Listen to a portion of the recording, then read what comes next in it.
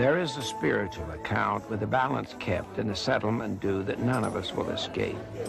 Each of us, without exception, one day will settle that spiritual account.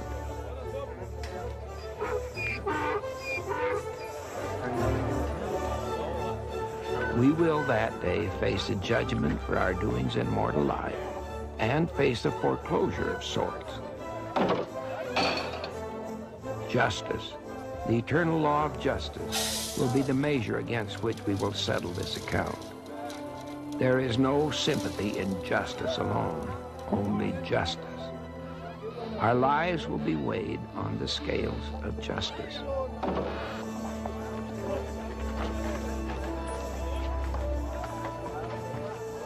There once was a man who wanted something very much. It seemed more important than anything else in his life. In order for him to have his desire, he incurred a great debt. He had been warned about going into that much debt, and particularly about his creditor. Just meet the terms of the contract. I expect nothing more, nothing less. But it seemed so important for him to do what he wanted to do and to have what he wanted right now. He was sure he could pay for it later.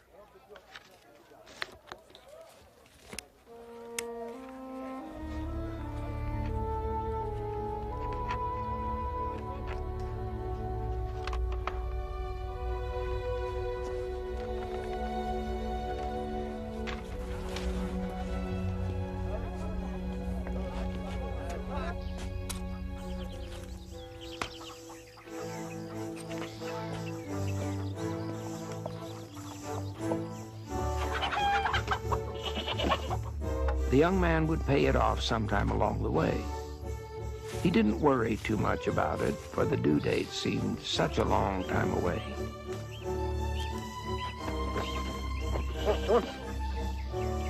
He had what he wanted now, and that's what seemed important.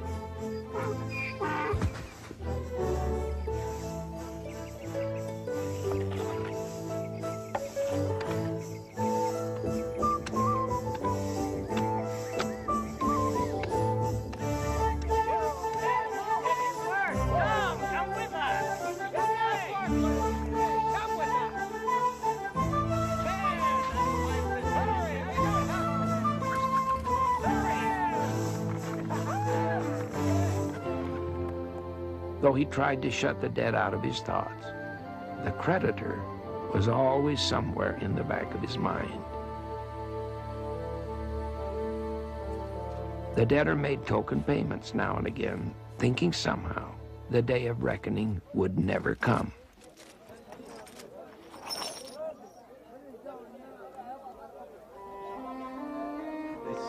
It's obviously not all of the money, but things are looking a lot better.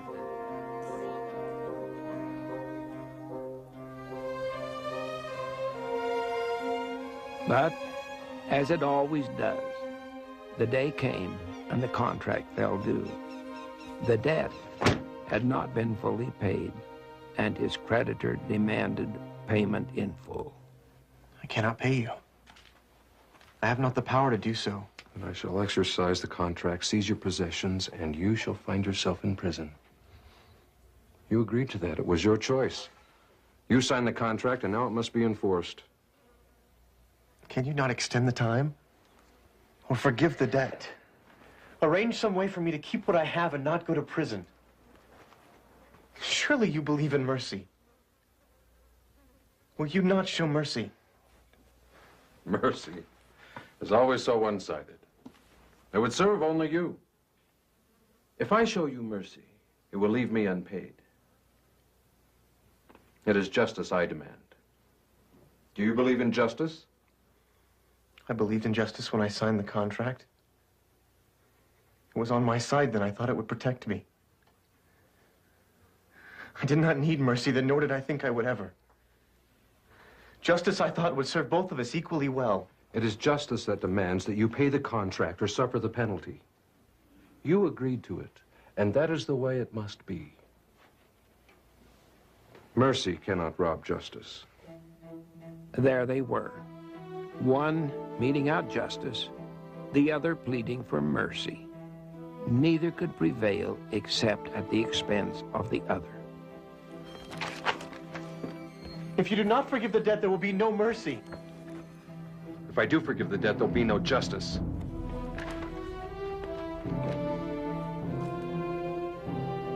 Both laws, it seemed, could not be served.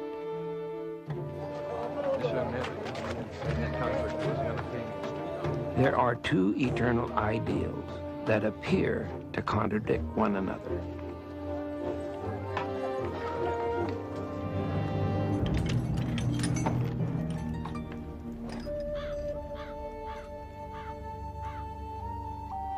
Is there no way for justice to be fully served and mercy also?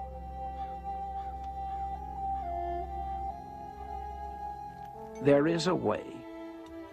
The law of justice can be fully satisfied and mercy can be fully extended, but it requires another.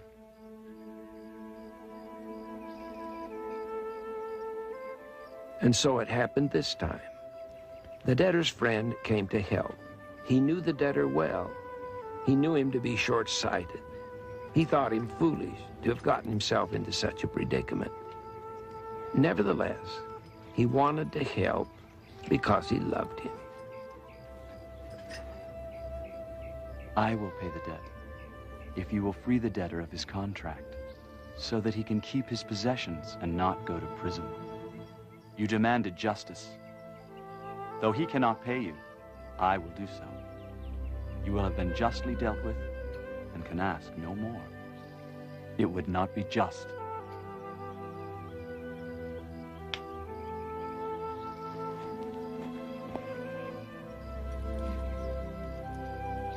If I pay your debt, will you accept me as your creditor? Yes.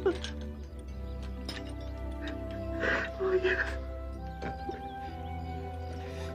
Then you will pay the debt to me, and I will set the terms. It will not be easy, but it will be possible.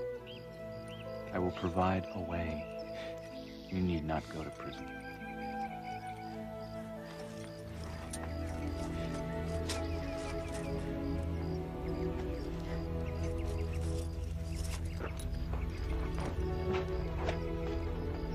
And so it was that the creditor was paid in full. He had been justly dealt with. No contract had been broken. The debtor, in turn, had been extended mercy. Both laws stood fulfilled. Because there was a mediator, justice had claimed its full share, and mercy was fully satisfied. Each of us lives on a kind of spiritual credit. One day the account will be closed and a settlement demanded. However casually we may view it now, when that day comes and the foreclosure is imminent, we will look around in restless agony for someone, anyone, to help us. And by eternal law, mercy cannot be extended, save there is one who is both willing and able to assume our debt, pay the price, and arrange the terms for our redemption. Unless there is a mediator, unless we have a friend, the full weight of justice, untempered, unsympathetic, must fall upon us. There is a Redeemer, a mediator, who stands both willing and able to appease the demands of justice and extend mercy to those who are penitent.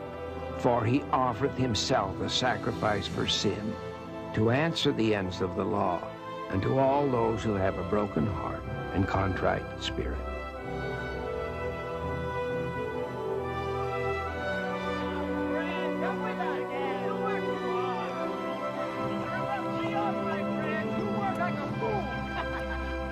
And unto none else can the ends of the law be answered.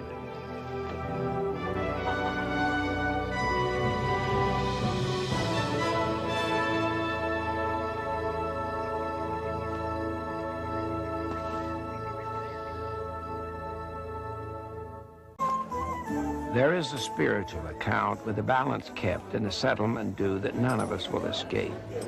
Each of us, without exception, one day will settle that spiritual account.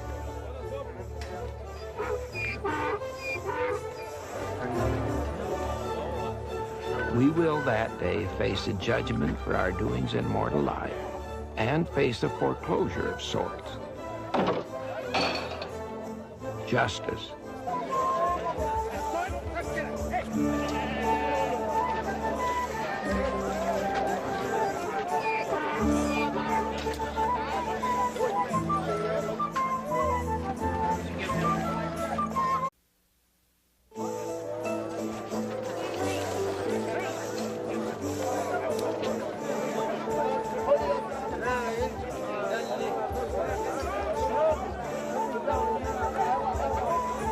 The eternal law of justice will be the measure against which we will settle this account. There is no sympathy in justice alone, only justice. Our lives will be weighed on the scales of justice.